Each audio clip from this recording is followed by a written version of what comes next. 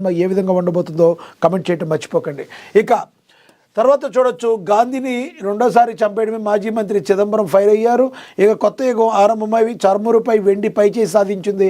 40 ఏళ్ల record break అయింది.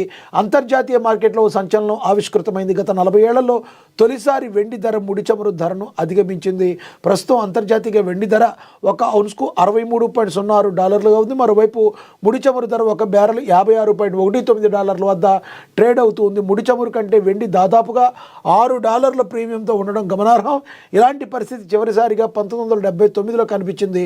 నిపుణులు దీన్ని కొత్త యుగానికి ఆరంభంగా వివరిస్తున్నారు.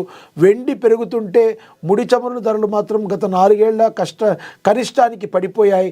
బ్రెంట్ క్రూడ్ ఆయిల్ ధర $60 కిందకు జారిపోయింది. చైనా, ఐరోపా దేశాల్లో ఆర్థిక మందగమనం వల్ల చమురుకు డిమాండ్ తగ్గడం, సరఫరా అధికంగా ఉండటం ఇందుకు ప్రధాన కారణాలుగా అయితే పేర్కొంటున్నారు. మరి బంగారం, వెండి అనేవి మనందరికీ కూడా తెలుసు, భారతీయులకు ఎంతో ప్రీతిపాత్రమైనవి.